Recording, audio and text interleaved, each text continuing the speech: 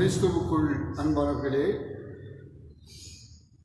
திருத்துவ பண்டிகைக்கு பிந்தின முதலாவது ஞாயிறு வழிபாட்டுக்கு வந்திருக்கின்ற உங்கள் அனைவரையும் ஆண்டவர் இயேசுவின் திருப்பெயரில் வாழ்த்தி வரவேற்கின்றேன். கண்களை மூடி இறைவேண்டலோடு நாம் இந்த வழிபாட்டை துவக்குவோம். ஆண்டவர் நோக்கி மன்றாடுவோம். அளவில்லாத கிருபையும் மிகுந்த இரக்கம் நிறைந்த இறைவா, ஆசீர்வாதமாக ஆண்டவர் தருகின்ற ஒரு நாளைக்காக, இந்த வழிபாட்டு வேலைக்காக உமக்கு நாங்கள் நன்றி சொல்லுகிறோம். கடந்த வாரம் முழுவதும் எங்களோடு ஆண்டவர் தங்கி இருந்திருக்கிறீர். பலவீனங்களிலும் இழப்புகளிலும் எங்களை தாங்கி வந்திருக்கிறீர்.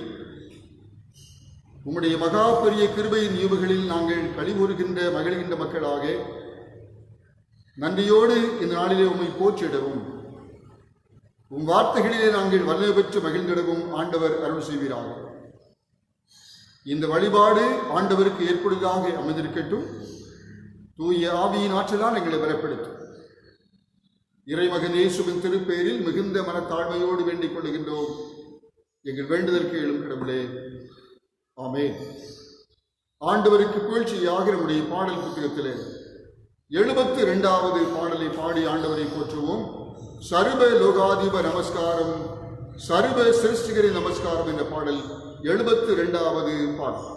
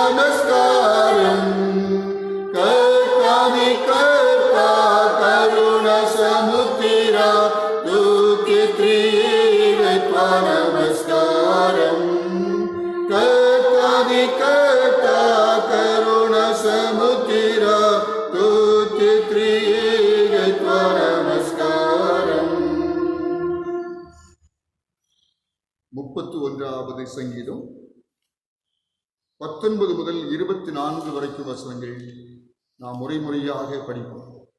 31வது சங்கீதம் 19 முதல் 24 வரைக்கும் உள்ள திருவசனங்கள். கர்த்தாவே, உமக்கு பயந்தவர்களுக்கு நீர் வைத்திருக்க நன்மைகள் எவ்வளவு பெரிது!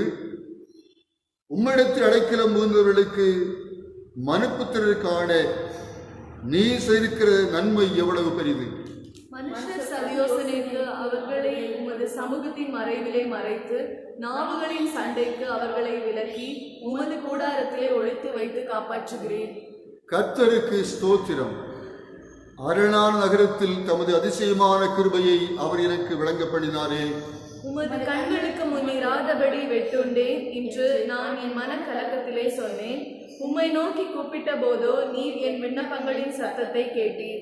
கர்த்தருடைய பக்தர்களே, நீங்கள் எல்லாரும் அவரில் அன்பு கூறுங்கள். கர்த்தர் உண்மையுள்ளவர்களை தற்காப்பார், பெருமை பாராட்டுவனுக்கோ பூரணமாய் பதிலளிப்பார். கர்த்தருக்கு காத்திருக்கிறவர்களே, நீங்கள் எல்லாரும் உங்கள் இருதயத்தில் பலம் கொண்டு தைரியமாயிருங்கள். பிதாவுக்கும் குமாரனுக்கும் பரிசுத்த ஆவியானவருக்கும் மகிமை உண்டாவதாக. ஆதியிலும் இப்போது எப்போதுமான சதா காலங்களாய் இருக்கிறபடியே ஆமேன். அல்லேலூயா. நாம் இந்த நாளிலே படிப்பதற்காக கொடுக்கப்படுகின்ற ஆண்டவருடைய வார்த்தைகளை படிக்க இருப்போம். முதலாவது திருமறைப்பகுதி பழைய ஏற்பாட்டிலே இணை சட்டம் 11ஆம் அதிகாரம் 18 முதல் 21 வரைக்கும் வசனங்கள், 26 முதல் 28 வரைக்கும் உள்ள திருவசனங்கள். உபாகமம் 11ஆம் அதிகாரம் 18 முதல் 21 வரைக்கும், 26 முதல் 28 வரைக்கும் உள்ள வசனங்களை நாம் படிக்க. உபாகமம் 11ஆம் அதிகாரம் வசனங்கள் 18 முதல் 21 வரை, 26 முதல் 28 வரை. எனவே என் வார்த்தைகளை உங்கள் நெஞ்சிலும் நினைவிலும் நிறுத்துங்கள், அவற்றை உங்கள் கைகளில் அடையாளமாக கட்டிக்கொள்ளுங்கள். உங்கள் கண்களுக்கிடையே அவை அடையாள பட்டமாக இருக்கட்டும். நீங்கள் அவற்றை உங்கள் பிள்ளைகளுக்கு கற்றுக் கொடுங்கள். நீங்கள் வீட்டில் இருக்கும்போதும் பயணம் செய்யும் போதும் படுக்கும் போதும் எழும்போதும் அவற்றை பேசுங்கள். உங்கள் வீட்டின் கதவு நிலைகளிலும் நுழைவாயில்களிலும் அவற்றை எழுதுங்கள். அதனால் விண்ணுலகு மண்ணுலகின் மீது நிற்கும் மட்டும் உங்கள் மூதாதையருக்கு கொடுப்பதாக ஆண்டவர் ஆணையிட்டு கூறிய நாட்டில் நீங்களும் உங்கள் மக்களும் நெடுநாள் வாழ்வீர்கள். இதோ இன்று உங்கள் முன்பாக ஆசையையும் சாபத்தையும் வைக்கிறேன். நான் இன்று உங்களுக்கு விதித்த உங்கள் கடவுளாகிய ஆண்டவரின் கட்டளைகளை நீங்கள் கடைபிடித்தால் ஆசியும், உங்கள் கடவுளாகிய ஆண்டவரின் கட்டளைகளை கடைபிடிக்காமல் நான் இன்று உங்களுக்கு விதித்த வழிகளில் நின்று விலகி நடந்து நீங்கள் அறியாத வேற்று தெய்வங்களை பின்பற்றினால் சாபமும் உண்டாகும் என்பதே. பழைய ஏற்பாட்டு பகுதி வாசித்து முடிந்தது. அப்படியே இந்த நாளுக்காய் கொடுக்கப்படுகிற நிருப பகுதி திருத்தூதர் பவுலடிகள் ரோம சபைக்கு எழுதிய திருமுகம் 3ஆம் அதிகாரம் 12 முதல் 28 வரைக்குள்ள திருவசனங்கள். நாம் அதையும் படிக்க இருப்போம். ரோமர் 3ஆம் அதிகாரம் 12 முதல் 28 வரைக்கும் திருவசனங்கள். ரோமர் 3ஆம் அதிகாரம் 12 முதல் 28 வரை உள்ள வசனங்கள். எல்லாரும் வழி விலகி ஏகமாய் கெட்டுப்போனார்கள், நன்மை செய்கிறவன் இல்லை, ஒருவனாகிலும் இல்லை. அவர்கள் தொண்டை திறந்த பிரேத குழி, தங்கள் நாவுகளால் வஞ்சனை செய்கிறார்கள். அவர்கள் உதடுகளின் கீழே பாம்பின் விஷம் இருக்கிறது. அவர்கள் வாய் சபிப்பும் கசப்பும் நிறைந்திருக்கிறது. அவர்கள் கால்கள் இரத்தம் சிந்துவதற்கு விரைகின்றன. நாசமும் நிர்பந்தமும் அவர்கள் வழிகளில் உண்டு. சமாதான வழியை அவர்கள் அறிந்து கொள்ளவில்லை. அவர்கள் கண்களுக்கு முன் தேவ பயம் இல்லை என்று எழுதியிருக்கிறதே. வாய்கள் யாவும் அடைபடும்படிக்கும் உலகத்தார் யாவரும் கடவுளின் ஆக்கினை தீர்ப்புக்கு ஏதுவானவர்கள் ஆகும்படிக்கும் நியாயப்பிரமாணம் சொல்லுகிறவைகளை எல்லாம் நியாயப்பிரமாணத்துக்கு உட்பட்டு இருக்கிறவர்களுக்கே சொல்லுகிறது என்று நமக்கு தெரியும். மனுமக்களில் எவனும் நியாயப்பிரமாணத்தின் கிரியைகளினாலே கடவுளுக்கு முன்பாக நீதிமானாக தீர்க்கப்படுவதில்லை. நியாயப்பிரமாணத்தினால் உண்டாவது பாவத்தை அறிகிற அறிவு. இப்பொழுதோ நியாயப்பிரமாணம் இல்லாமலே கடவுளின் நீதி வெளியாக்கப்பட்டிருக்கிறது. அதை குறித்து நியாயப்பிரமாணமும் தீர்க்க தரிசனங்களும் சாட்சியிடுகின்றன.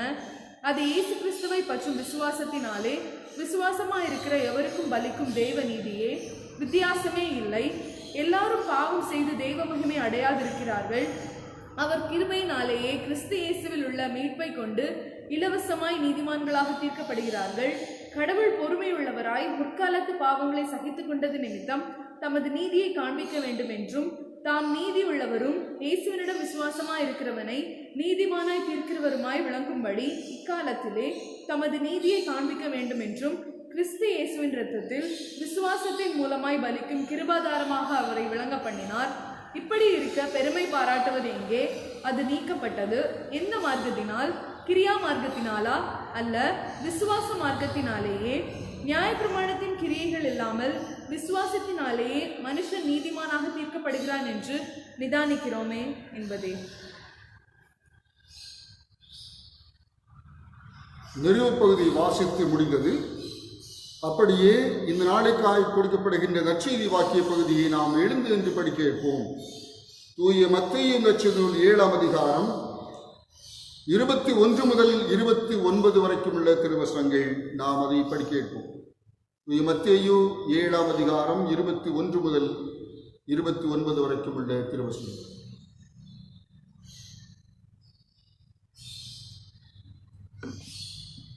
மத்தேயு 7ஆம் அதிகாரம் 21 முதல் 29 வரை உள்ள வசனங்கள். ஆண்டவரே ஆண்டவரே என்று என்னிடம் சொல்லுகிற ஒவ்வொருவனும் அல்ல, பரலோகத்தில் இருக்கிற என் பிதாவின் சித்தத்தை செய்கிறவனே பரலோக ராஜ்யத்திற்குள் பிரவேசிப்பான். அந்நாளில் அநேகர் என்னை நோக்கி, ஆண்டவரே ஆண்டவரே, உமது நாமத்தினாலே தீர்க்க தரிசனம் உரைத்தோம் அல்லவா? உமது நாமத்தினாலே பேய்களை துரத்தினோம் அல்லவா? உமது நாமத்தினாலே அநேக வல்ல செயல்களை செய்தோம் அல்லவா என்பார்கள். அப்பொழுது நான் ஒரு காலம் உங்களை அறியவில்லை, அக்கிரம செய்கைக்காரரே, என்னை விட்டு அகன்று போங்கள் என்று வெளிப்படையாய் கூறுவேன். ஆகையால் நான் சொல்லிய இந்த வார்த்தைகளை கேட்டு இவைகளின்படி செய்கிறவன் எவனோ அவன் கற்பாறையின் மேல் தன் வீட்டை கட்டின புத்தியுள்ள மனுஷனுக்கு ஒப்பாவான். பெருமழை சொரிந்து பெருவெள்ளம் வந்து காற்றடித்து அந்த வீட்டின் மேல் மோதியும் அது கற்பாறையின் மேல் அஸ்திபாரம் போடப்பட்டிருந்ததால் விழவில்லை. நான் சொல்லிய இந்த வார்த்தைகளை கேட்டு இவைகளின்படி செய்யாதிருக்கிறவன் எவனோ அவன் தன் வீட்டை மணலின் மேல் கட்டின புத்தியில்லாத மனுஷனுக்கு ஒப்பாவான். பெருமழை சொரிந்து பெருவெள்ளம் வந்து காற்று அடித்து அந்த வீட்டின் மேல் மோதின போது அது விழுந்தது, அழிவும் பெரிதாயிற்று. இயேசு இந்த வார்த்தைகளை சொல்லி முடித்த போது அவர் வேத பாரகரை போல் போதியாமல் அதிகாரமுடையவராய் அவர்களுக்கு போதித்து வந்தபடியால் ஜனங்கள் அவருடைய போதகத்தை குறித்து ஆச்சரியப்பட்டார்கள் என்பது.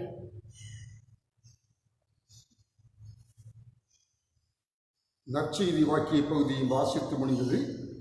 ஆண்டவரின் வாழ்வு தருகின்ற வார்த்தைகளை படிக்க கேட்டு நமக்கு மறுமொழியாக நம்முடைய விசுவாசத்தை அப்போஸ்தல விசுவாச பிரமாணத்தின் வழியாக நாம் அறிக்கை செய்வோம். பரலோகத்தையும் பூலோகத்தையும் படைத்த எம் சர்வவல்ல பிதாவாகிய கடவுளை விசுவாசிக்கிறேன். அவருடைய ஒரே குமாரனும் நம்முடைய ஆண்டவருமாகிய இயேசு கிறிஸ்துவை விசுவாசிக்கிறேன். இவர் பரிசுத்த ஆவியினால் கற்பத்து பவித்து கனிமெடுத்து பிறந்து பொந்திபிலாத்தில் பாடுபட்டு சிலுவையிலிருந்து மரித்து அடக்கம் பண்ணப்பட்டார். பாதாளத்தில் இறங்கி 3ஆம் நாள் மரித்தோர்ந்து உயிர்த்தெழுந்தார். பருத்துக்கேறி சர்வவல்ல பிதாவாய் கடவுளை வழிபாசி விட்டிருக்கிறார். அவரிடத்தில் உயிருள்ளோரையும் மரித்தோரையும் நியாயம் தீர்க்க வருவார். பரிசுத்த ஆவியை விசுவாசிக்கிறேன். பொதுவான பரிசுத்த கிறிஸ்தவ சபையும் பரிசுத்தருடைய ஐக்கியமும் பாவ மன்னிப்பும் சரீர உயிர்த்தெழுதலும் நித்திய ஜீவனும் உண்டு விசுவாசிக்கிறேன். ஆமென். அமர்வோம். மீண்டுமாக நம்முடைய பாடல் புத்தகத்தில் 291வது பாடலை பாடுவோம். என் மீட்பர் இரத்தம் சிந்தினார், என் நீதியும் சம்பாதித்தார், என் சொந்த நீதி வருத்தேன், இயேசுவின் நாமம் பற்றுவேன், நான் நிற்கும் பாறை கிறிஸ்துவே, வேரஸ்திபார மணலே. இந்த பாடல் 291வது பாடல்.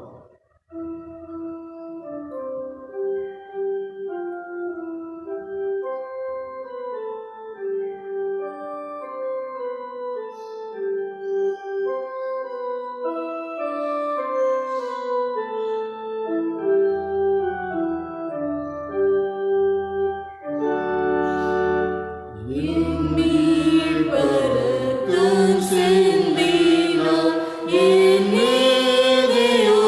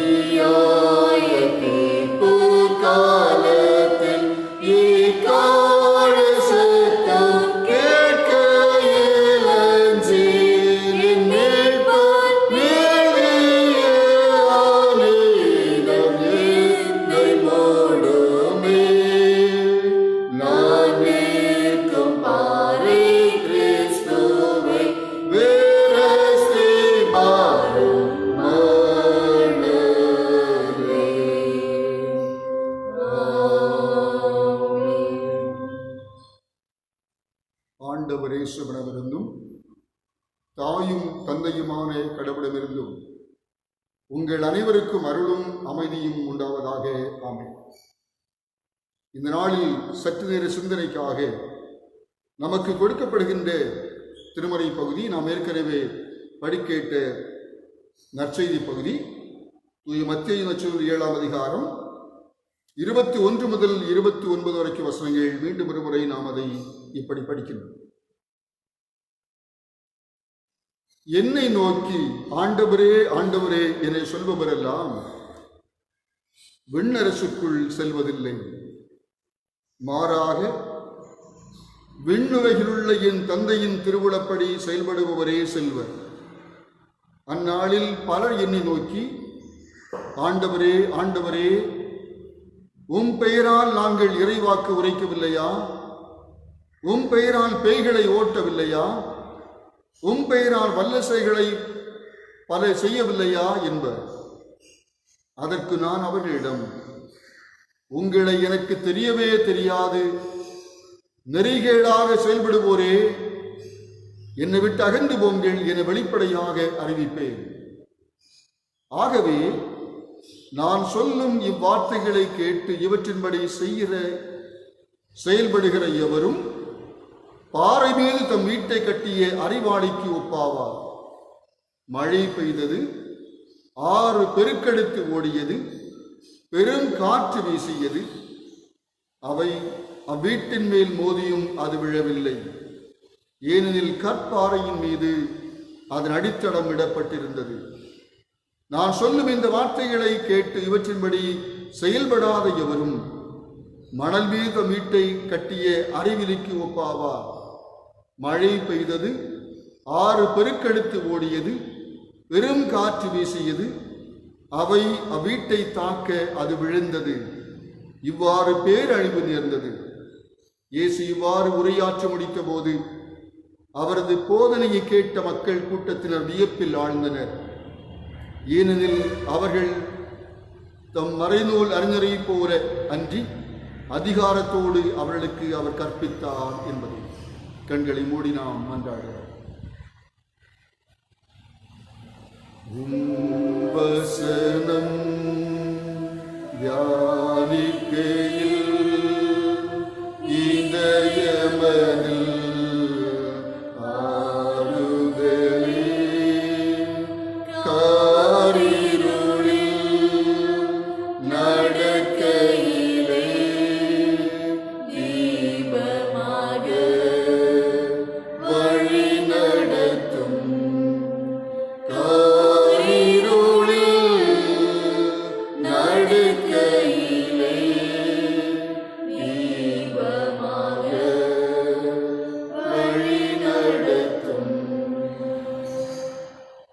கிருபையுள்ள இறைவா, அருளாக தருகின்ற இந்த ஓய்வு நாளைக்காகவும் இந்த வழிபாட்டு வேளைக்காகவும் சிந்தனை திருணத்திற்காகவும் உம்மை போற்றுகிறோம்.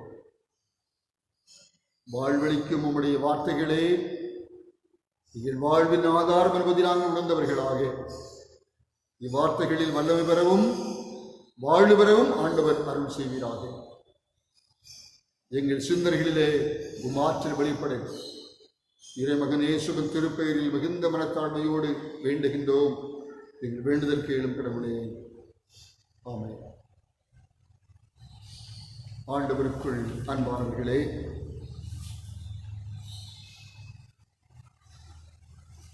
திருத்துவ பண்டிகை காலம் ஒரு புதிய ஆளுகைக்குள் நாம் நடத்தப்படுகின்ற ஒரு காலம். சிறப்பாக திருச்சபை ஆண்டின் ஒரு பகுதி முழுவதும் கடவுள் நமக்கு என்ன செய்திருக்கிறார் என்பதை அதிகமாக சிந்தித்து முடிந்து ஆண்டவர் நம்முடைய வாழ்விலே செய்தவைகளுக்கு நம்முடைய வாழ்வின் மறுமொழி என்ன என்பதை சிந்திக்கும் ஒரு சிறப்பான ஒரு கால தொடக்கம்.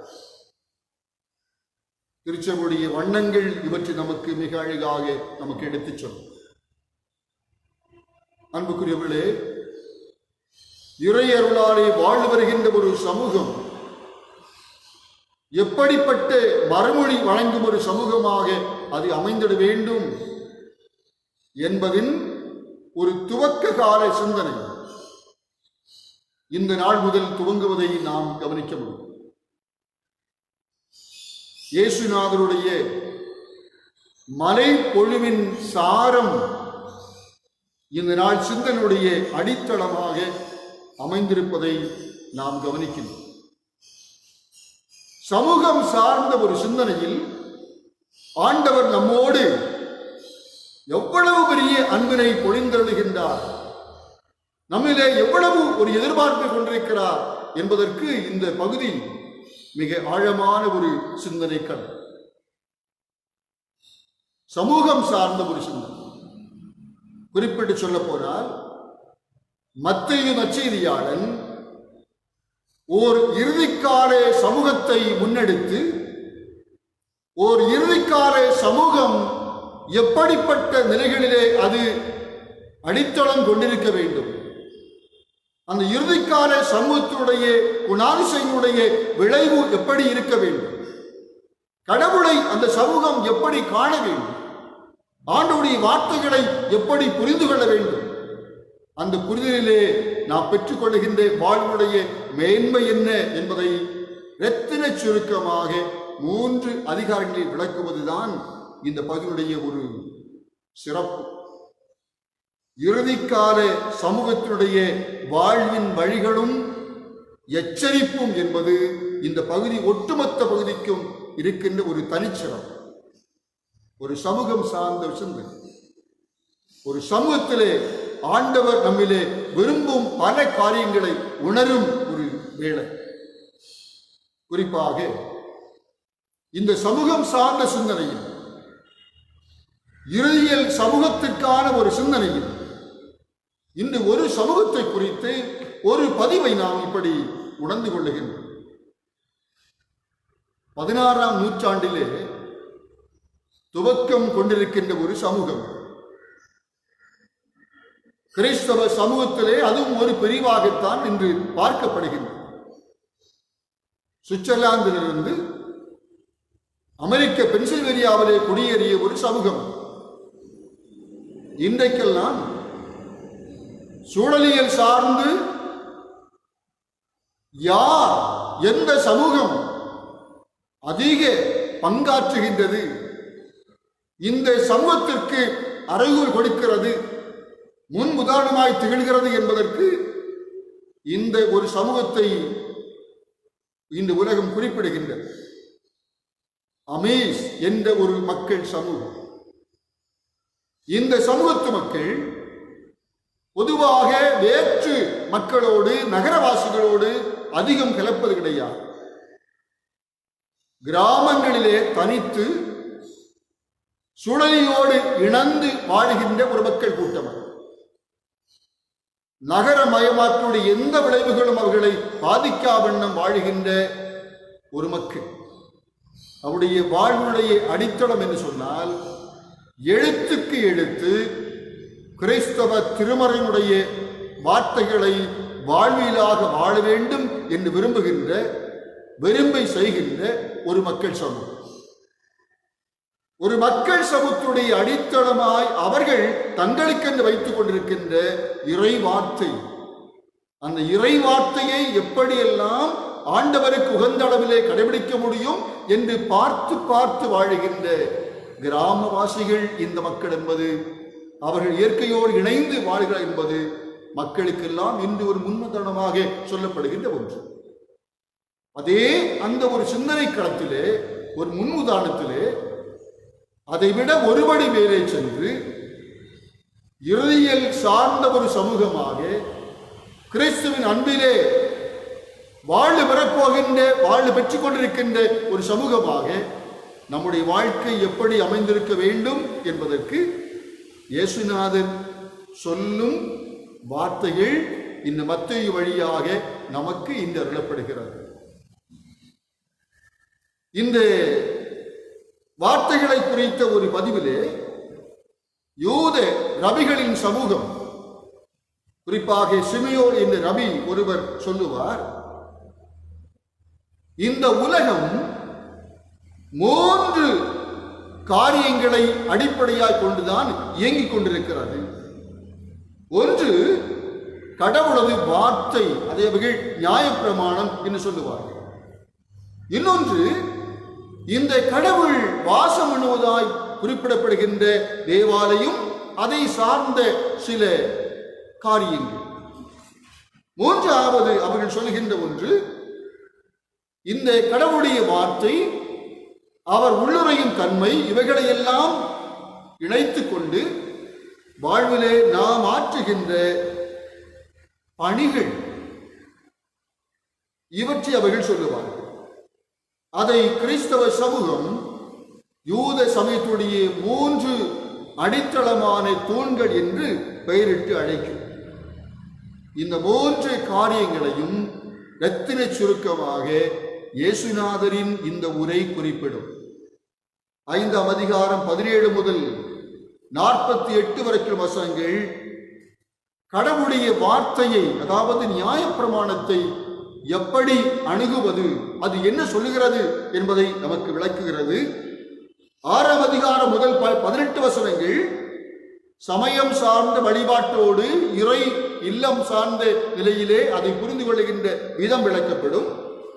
6ஆம் அதிகாரம் 19 முதல் 7, 12 வரைக்கும் உள்ள வசனங்களிலே இந்த வார்த்தைகளை கொடுக்கின்ற ஆண்டவரையும் அவரை வழிபடும் சூழலிலே நாம் கொள்ள வேண்டிய காரியங்களையும், குறிப்பாக கடைசி பகுதியிலே இந்த கடவுளை பற்றிய புரிதலை சமூகம் சார்ந்த கண்ணோட்டத்திலே நாம் எப்படி அந்த உறவினை புரிந்து கொண்டு ஆண்டவரில் நம்பிக்கை வைப்பது என்பதையும் சொல்லுகின்ற விதத்திலே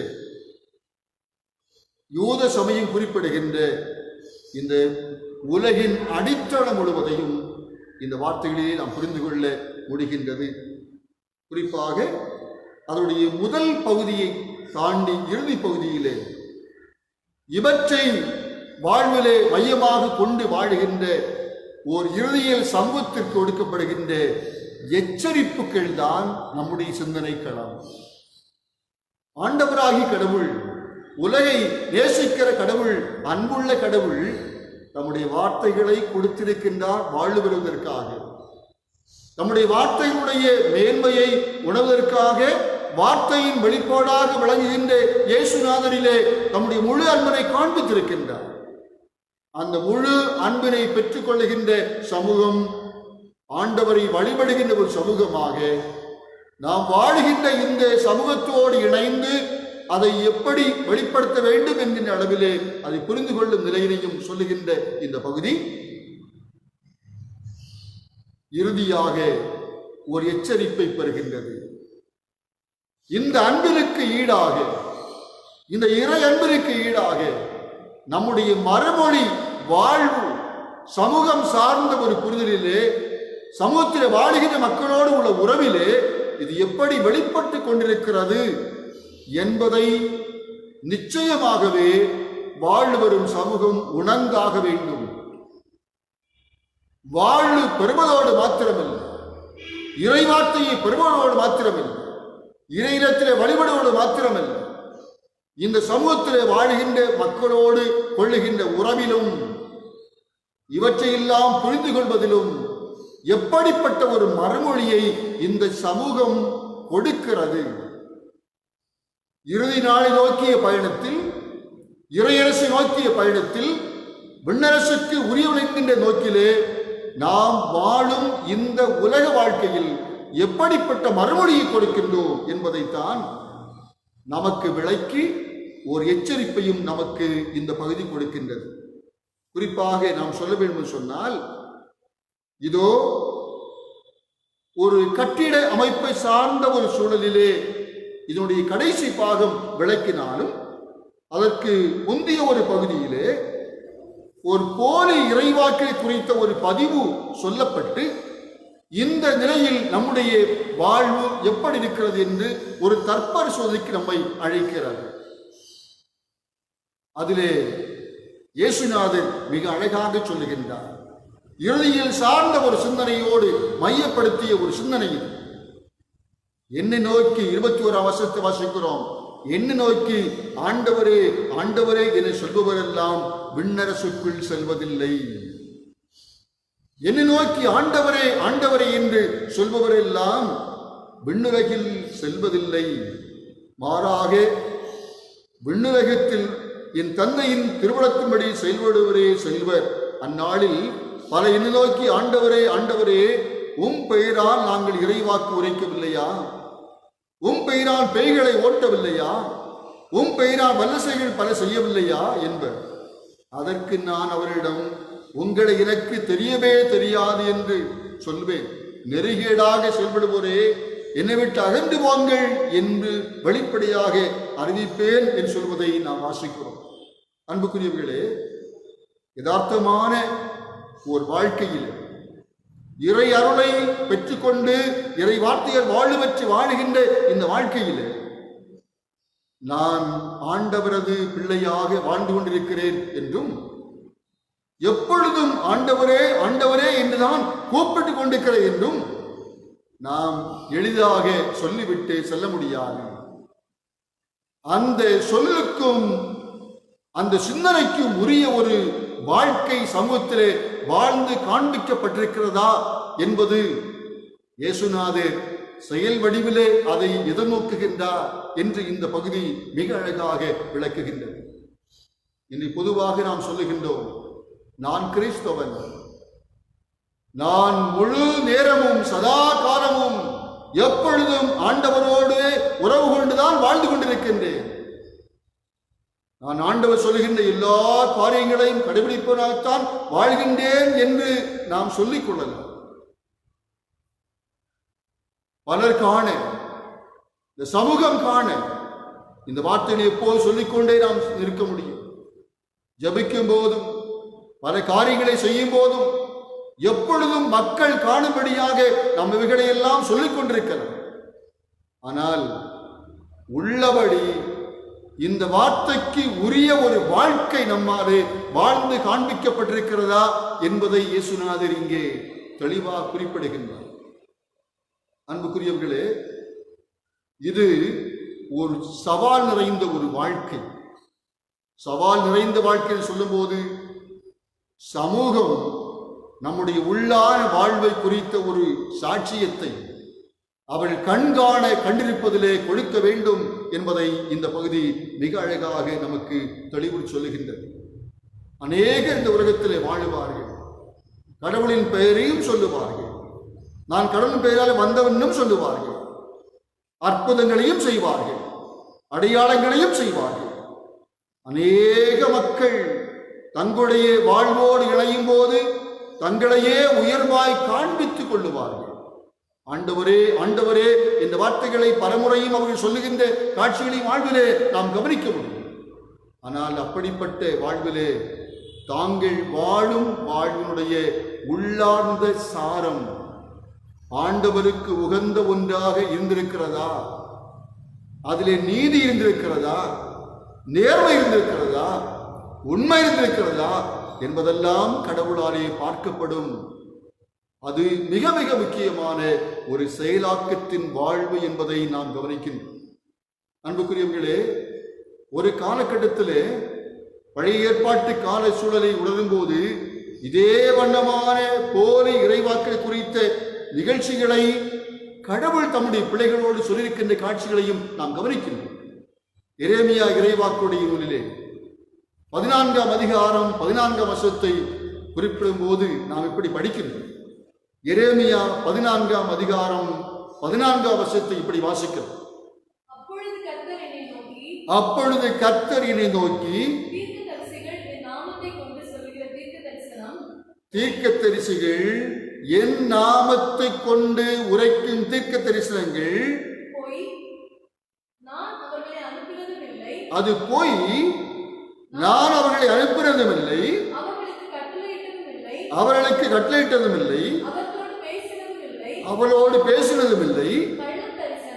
கள்ள தரிசனம், பில்லி சூனியம், வீண் காரியம், தங்கள் இருதய வஞ்சனை ஆகிய இவைகளே அவர்கள் உங்களுக்கு உரைக்கும் தீர்க்க தரிசனங்கள். 27ஆம் அதிகாரம், அதே இறைவாக்கினுள்ள எரேமியா 27ஆம் அதிகாரம் 15ஆம் வசனம் வாசியுங்கள்.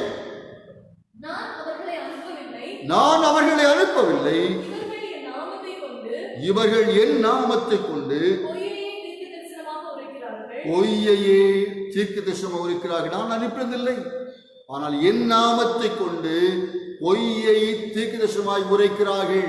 இந்த தீர்க்கதரிசிகள் எல்லாம் அரசிடமிருந்து மக்களிடமிருந்து நல்ல பெயர் வாங்க வேண்டும், நல்ல புகழ் சம்பாதிக்க வேண்டும், மக்கள் இவர்களை உயர்வாக நினைக்க வேண்டும் என்பதற்காக, ராஜா இவர்களை உயர்வாக நினைக்க என்பதற்காக, உலக பற்றுகள் நிறைந்தவர்களாக கடவுள் பெயரை சொல்லியே இறைவாக்கு உரைத்தார்கள்.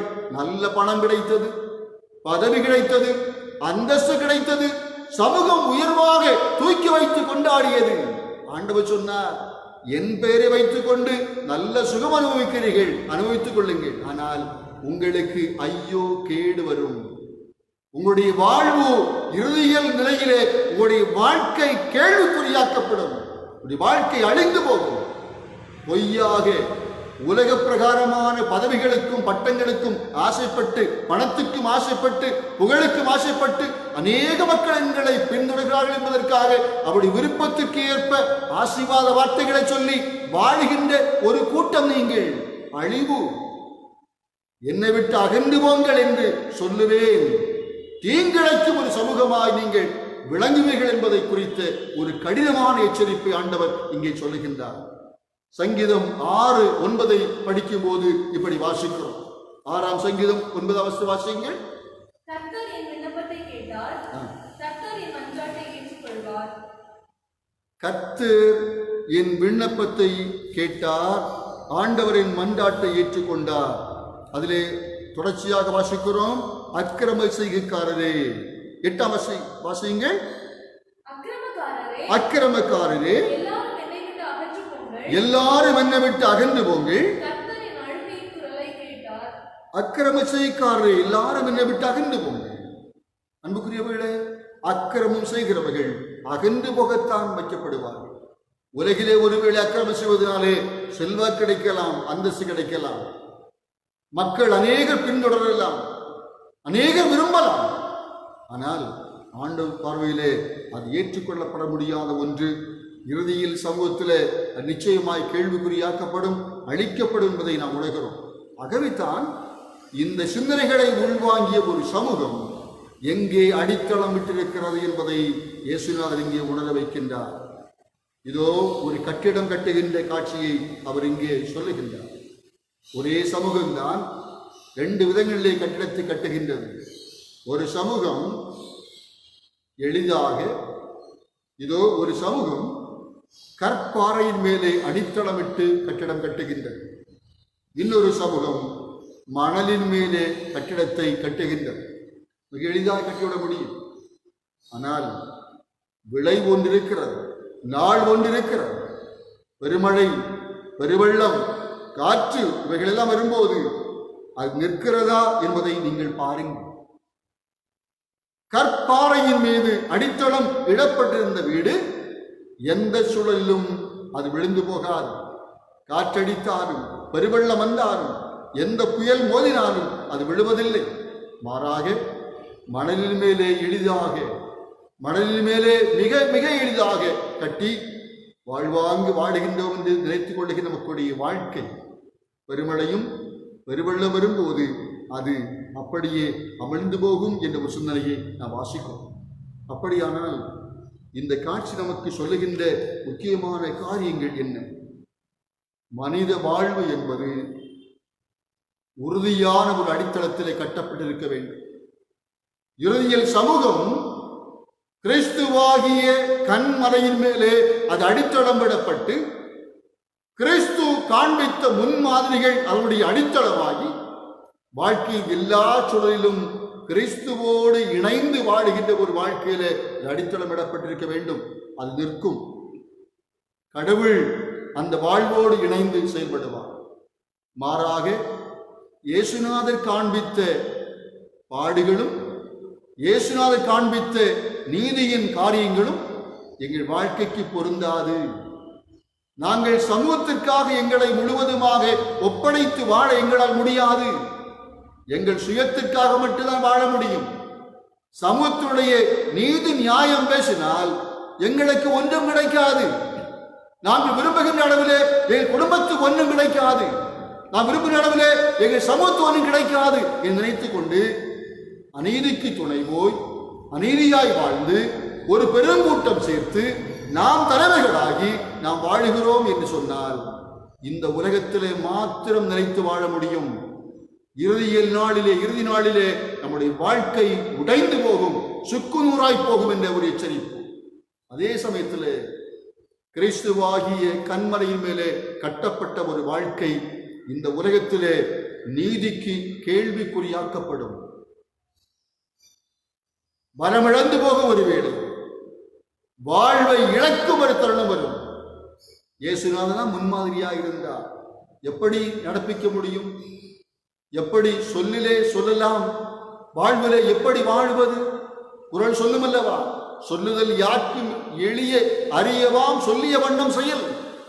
நீதி நியாயம் இவற்றை குறித்து பேசி நீதியாய் நேர்மையாய் மக்கள் நலம் சார்ந்த காரியங்களை பேசிக்கொண்டு செயல்படுத்தி வாழ்ந்தால் யார் உழைக்க முடியும்? எல்லோரும் இழக்க வேண்டும் அல்லவா என்று ஒருவேளை எண்ணிக்கொள்ளலாம். ஆனால் அந்த இழப்பு என்பது விண்ணக வாழ்விலே ஒரு மேலான வாழ்வை பெற்றுக்கொள்ளும் வாழ்வு என்பதை இங்கே அழகாய் குறிப்பிடுவோம். குறிப்பாக ஒரு காரியம் மாத்திரம் நமக்கு இந்த ஒரு சிந்தனையாக தூண்டுதலாக ஆண்டவர் கொடுக்கின்றார். இங்கே இயேசுநாதர் சொல்லுகின்ற இந்த வார்த்தைகளின் நிலை நின்று இயேசுநாதர் விரும்புகின்ற காரியம் அதுதான் தந்தையின் திருவுளம். தந்தையின் திருவுளம் வாழுகின்ற வாழ்க்கை என்று வரும்போது நம்முடைய வாழ்க்கையிலே ஒருவேளை உயிர் போகும் காட்சிகள் வரலாம், நாம் கேள்விக்குறியாக்கப்படலாம் சில காரியங்களிலே. ஆனாலும் கடவுள் நம்மோடு இருப்பார். அந்த கடவுள் நம்மோடு இருப்பார் என்பதற்கு துணையாக நமக்கு இன்று கொடுக்கப்படுகின்ற அந்த சங்கீதத்தில் ஒரு நிகழ்வை நாம் அழகாக படிக்கின்றோம். 31ஆம் சங்கீதம் 21, 22 வசனங்களிலே சங்கீதக்காரன் அழகாக சொல்லுவார், ஆண்டவர் போற்றி போற்றி, ஏனெனில் முற்றுகையிடப்பட்ட நகரில் அவர்தம் பேரன்பை வியத்தக முறையில் எனக்கு விளங்கச் செய்தார். நானோ கலக்கமுற்ற நிலையில் உமது பார்வையில் நின்று விலக்கப்பட்டேன் என்று சொல்லிக் கொண்டேன். ஆனால் நான் உம்மிடம் உதவிக்காக வேண்டின போது நீர் என் கெஞ்சும் குரலுக்கு செவி சாய்த்தீர். ஆண்டவர் அடியார்களே, அவரிடத்தில் அன்பு கொள்ளுங்கள், ஆண்டவர் பற்றுதலுடையோரை பாதுகாக்கின்றார் என்று சொல்லுவார். 1 சாமுவேல் 23ஆம் அதிகாரம் 7 முதல் வசனங்களிலே தான் நாம் அதை கவனிக்கின்றோம். வாழ்க்கை அனுபவங்களிலே இதோ கடவுள் நிறைவேற்றும் வாழ்வுக்காக, கடவுள் தருகின்ற பேர்ந்த வாழ்வுக்காக, அவருடைய நீதி நியாயம் செயல்படுத்தப்படும் வாழ்வுக்காக காத்திருக்கின்ற ஒரு மக்கள் சமூகத்துடைய பிரதிநிதியாய் குறிப்பிடப்படுகின்ற சங்கீதக்காரர் வாழ்க்கையிலே இறை ஆதரவை பெற்றுக் கொள்ளுகின்றார். ஒருவேளை உலகம் நினைத்திருக்கலாம், ஒரு பைத்தியக்காரன், இவனுக்கு ஒன்றும் தெரியாது, உலகத்தோடு ஒத்துழைத்து போயிருந்தால், உலகத்தோடு ஓடி போயிருந்தால், இல்லை கொலை செய்து குறுக்கு வழியிலே சென்றிருந்தால் ஆட்சியை பிடித்திருக்க முடியுமே. அதுவல்ல, கடவுள் கொடுக்கும் வாழ்வுக்காக, ஆண்டவர் விரும்புகின்ற அவர் திருவிழா நிறைவேற்றுவதற்காக காத்திருக்கும் ஒரு வாழ்க்கை.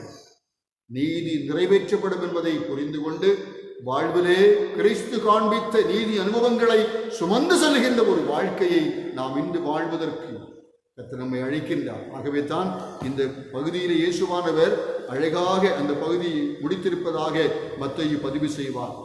சொல்லும்போது சொல்லுவார், இவ்வாறு உரையாற்றி முடித்த போது அவர் போதனையை கேட்ட மக்கள் கூட்டத்தினர் வியப்பில் ஆழ்ந்தனர்.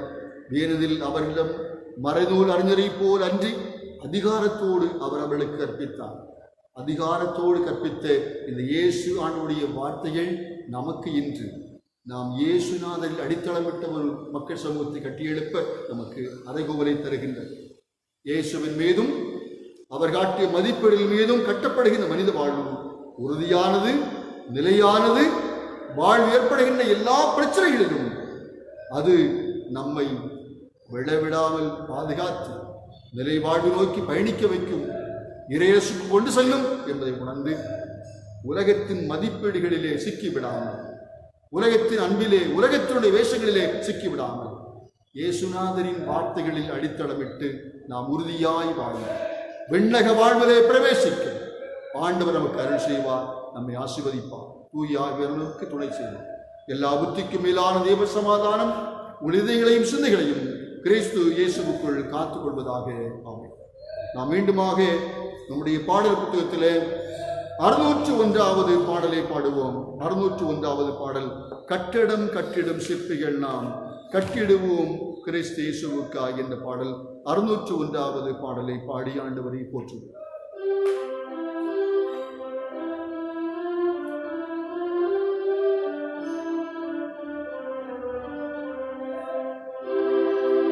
கட்டடம் கட்டிடும் சிற்பிகள் நாம் கட்டிடுவோம் கிறிஸ்து இயேசுவுக்காய். கட்டடம் கட்டிடும் சிற்பிகள் நாம் கட்டிடுவோம் கிறிஸ்து இயேசுவுக்காய். சுத்தியல் வைத்து அடித்தல்ல, ரம்பத்தால் மரத்தை அறுத்தல்ல, சுத்தியல் வைத்து அடித்தல்ல, ரம்பத்தால் மரத்தை அறுத்தல்ல. கட்டடம் கட்டிடும் சிற்பிகள் நாம் கட்டிடுவோம் கிறிஸ்து இயேசுவுக்காய். ஒவ்வொரு நாளும் கட்டிடுவோம், ஒவ்வொரு செயலாம் கற்களாலே. ஒவ்வொரு நாளும் கட்டிடுவோம், ஒவ்வொரு செயலாம் கற்களாலே.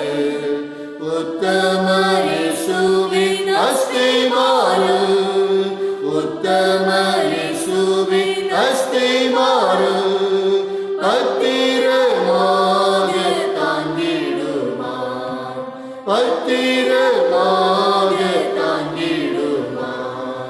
கட்டடம் கட்டிடும் சிற்பிகள் நாம் கட்டிடுவோம் கிறிஸ்து இயேசுவுக்காய். கைவேலை அல்லா வீடம் செய், கடவுளின் பூரணை சித்தப்படி. கைவேலை அல்லா வீடம் செய், கடவுளின் பூரண சித்தப்படி. கட்டிடும் சிறிய சிற்பிகள் நாம் கட்டிடும் சிறிய சிற்பிகள் நாம் கட்டிடுவோமே நித்தியத்திற்காய், கட்டிடுவோமே நித்தியத்திற்காய். கட்டடம் கட்டிடும் சிற்பிகள் நாம் கட்டிடுவோம் கிறிஸ்து இயேசுவுக்காய். ஆண்டவர் நோக்கி நாம் மன்றாடுவோம். அருள் நிறைந்த இறைவா, ஆசீர்வாதமாக தந்த ஒரு ஓய்வு நாளுக்காக உமக்கு நன்றி சொல்கிறோம். தேவரீ அன்பு நிறைந்தவர் என்பதை பல்வேறு விதங்களிலே எங்களுக்கு விளங்கச் செய்கின்றீர். படைப்பை நேசிக்கும் உங்களுடைய அன்பு, படைப்பை மீட்கும் உங்களுடைய அன்பு உன் குமாரனிலே விளங்கியதை எண்ணி உமக்கு நன்றி சொல்கிறோம். எங்களோடு உள்ளுரைந்து வாழும் இயேசு ஆண்டவரிலே மீட்பினை எங்களுக்கு விளங்கச் செய்து அவர் மூலமாய் வருகின்ற ஆவியரிலே நாங்கள் பரிசுத்தமடையும்படி திருவசம் வழியாய் எங்களோடு செயல்படுகின்ற உங்களுடைய அன்பினை எண்ணி நன்றி சொல்லுகிறோம். இறைவா, நீ உலகினை நேசிக்கின்றவர், நிலையான வாழ்வினுக்கு அழைத்துச் செல்கின்றவர். அந்நிலையான வாழ்வினை எதிர்நோக்கிய ஒரு மக்கள் சமூகம் எப்படி வாழ வேண்டும் என்பதை குறித்த பதிவினை உம்முடைய வார்த்தைகளால் எங்களுக்கு விளங்க செய்வதற்காக உமக்கு ஸ்தோத்திரம். சிறப்பாக இயேசு ஆண்டவருடைய மலைப்பொழிவின் வார்த்தைகள் உமது அன்பினை எங்களுக்கு அழகாக சொல்கின்றன. உம்முடைய வார்த்தைகளை நாங்கள் எப்படி புரிந்து கொள்ள வேண்டும் என்பதை அழகாக எங்களுக்கு சொல்லுகின்றன. சமூகம் சார்ந்த சிந்தனையிலே நீர் விரும்பும் மதிப்பீடுகள் படியாய் நாங்கள் உணர்ந்து எந்நாளும் உம் திருவுளம் உணர்கின்ற பிள்ளைகளாக வாழ்ந்திட அழைக்கின்றி உமக்கு நன்றி ஆண்டவரே. உலகத்தின் ஓட்டம் அல்ல, உலகத்தின் ஒழுங்குகளும் அல்ல. நீ விரும்பும் ஒழுங்கு நீதிக்கான ஒரு ஒழுங்கு, அனைத்து மக்களையும் நேசிக்கும் ஒரு ஒழுங்கு, சுயம் சார்ந்த சிந்தனையிலிருந்து விடுபட்டு பொதுநலம் சார்ந்து சிந்திக்கின்ற ஒரு ஒழுங்கு. அதை புரிந்து கொண்டவர்களாய் வாழ்ந்திடவும் நிலையான வாழ்விலே இறையரசிலே நாங்கள் பங்கு பெறவும் நீர் திருவுளம் கொள்ளுகின்றபடிதான் உமக்கு ஸ்தோத்திரம். தந்தையே, அத்தகைய வாழ்வினை உலகிலே வாழ்ந்து நாங்கள் உமக்கு புகழ் சேர்க்க நிர்வகித்தார். கிறிஸ்து இயேசுவின் வழியாய் வெளிப்படுத்தப்படும் மதிப்பீடுகளிலே நிலை நின்று கற்பாறையாம் அவருடைய வாழ்வின் முன்மாதிரிகளை பின்பற்றி தொடர்ந்து வாழி எங்கள் கருத்தாரும் எங்களை ஆசீர்வதித்தது.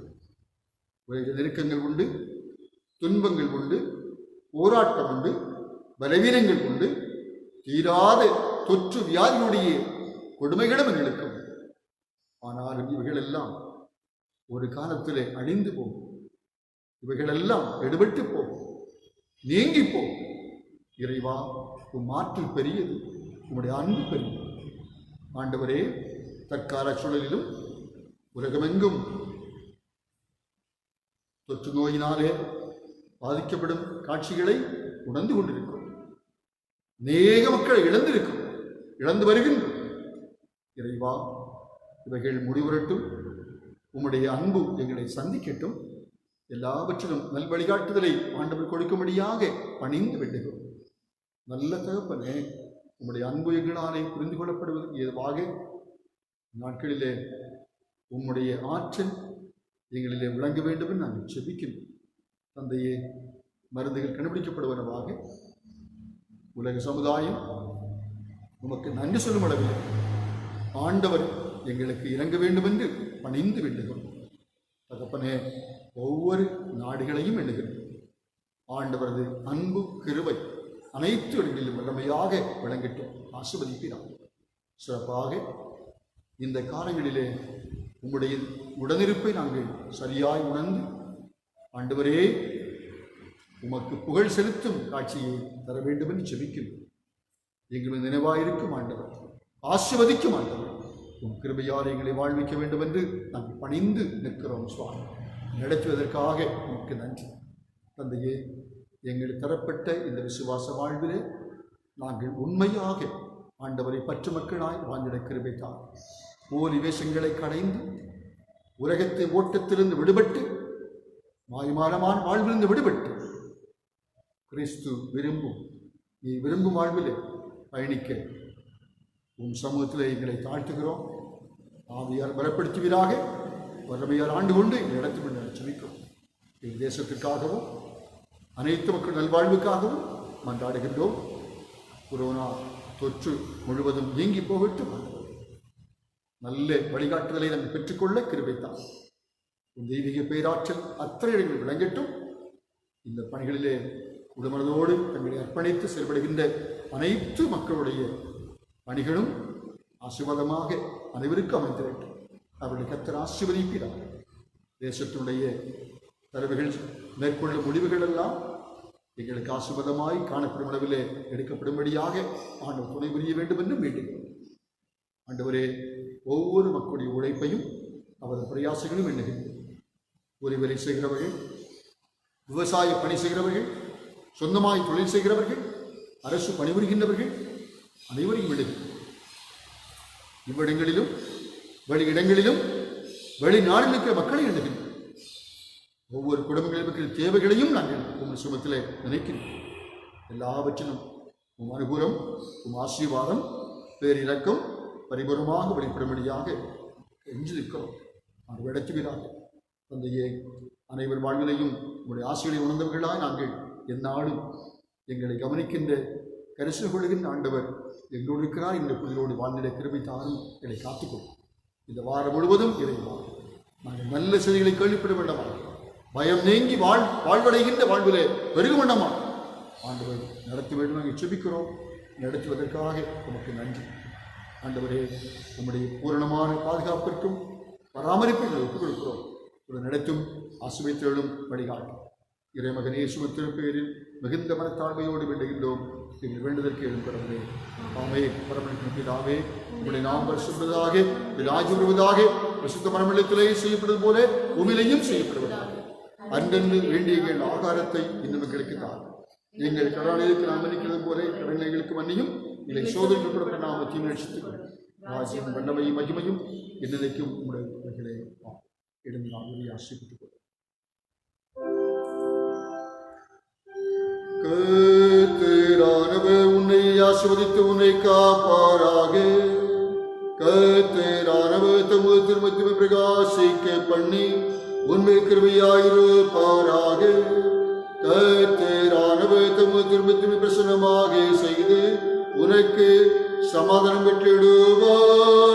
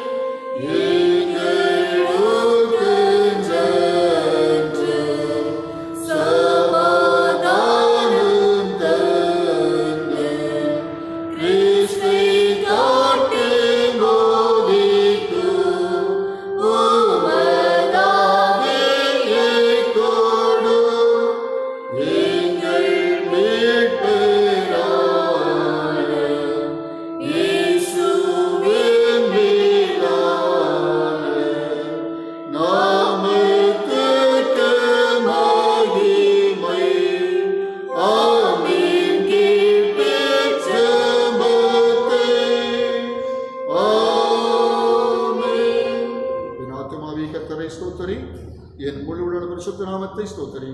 என் ஆத்துமாவை கர்த்தரை ஸ்தோத்திரி. கர்த்தர் செய்த சகல உபகாரங்களை மறவாதே. ஆமென்.